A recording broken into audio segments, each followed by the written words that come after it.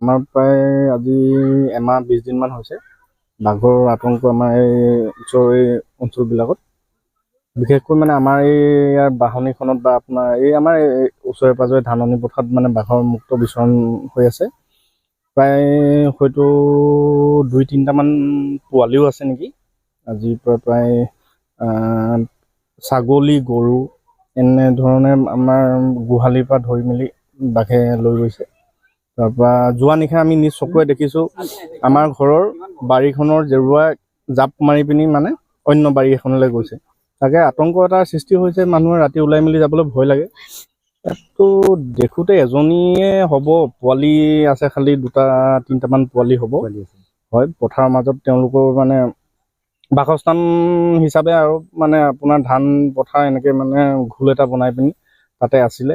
এতিয়া মানুহে ধান কাটিবলৈও আহিবলৈ ভয় খাইছে, পাত ছিঙিবলৈও মানুহে ভয় খাইছে, যিহেতু মানে ক'ব নোৱাৰি কেতিয়া ক'ৰ পৰা গৰু ছাগলী খাইছে। হয়, গোহালিৰ পৰা ধৰি পিনি গৰু ছাগলী খাইছে। হয়, আতংক এটাৰ সৃষ্টি হৈছে, ৰাতি ওলাবলৈ ভয় লাগে।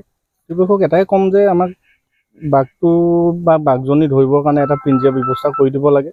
যিহেতু আজি ছাগলী খাইছে, হয়তো মানুহৰ ওপৰতো তেওঁলোকৰ আক্ৰমণ হ'ব পাৰে। গতিকে যদি এটা পিঞ্জৰা এটাৰ যদি ব্যৱস্থা কৰি দিয়ে, হয়তো তেওঁক বাঘটোক বা বাঘজনীক ধৰিব পৰা যাব।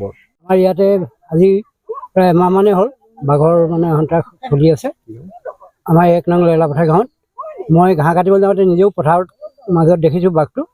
তাৰপাছত আজি কেইদিনমানৰ আগত আমাৰ এই আলিটো পাৰ হৈছে, আজি 2 দিনৰ আগত। তাৰপৰা একেবাৰে আমাৰ কাষতে গৰু পোৱালি নিছে আৰু ছাগলীও মানে গঁৰালৰ পৰা ছাগলী ধৰি নিছে। গাঁওখনৰ ৰাইজে এই সংখ্যাটো একেবাৰে শংকিত হৈ আছে।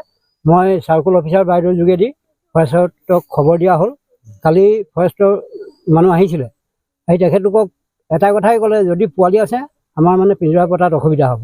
কাৰণ কেলৈ পোৱালি সোমালে মানে পাছত বাঘিনীজনীয়ে ৰাইজক মানে বেছি আতংকৰ সৃষ্টি কৰিব বুলি তেখেতলোকে সেইটো মন্তব্য দিছে। পোৱালি 2-এগৰাকীয়ে দেখিছে, কৈছে পোৱালি আছে বুলি কৈছে। কেইটামান আছে পোৱালি আজিতো শুনিলোঁ 4টা আছে বুলি, কালি কৈছিলে যে 2টা পোৱালি দেখিছিলোঁ। বাঘ ইয়াত কেইবাটাও আছে, কাৰণ মই পথাৰত ইয়াৰ পৰা প্ৰায় আধা কিলোমিটাৰ দূৰত এদিন পাইছিলোঁ বাঘ, মই ঘাঁহ কাটিবলৈ যাওঁতে পথাৰত।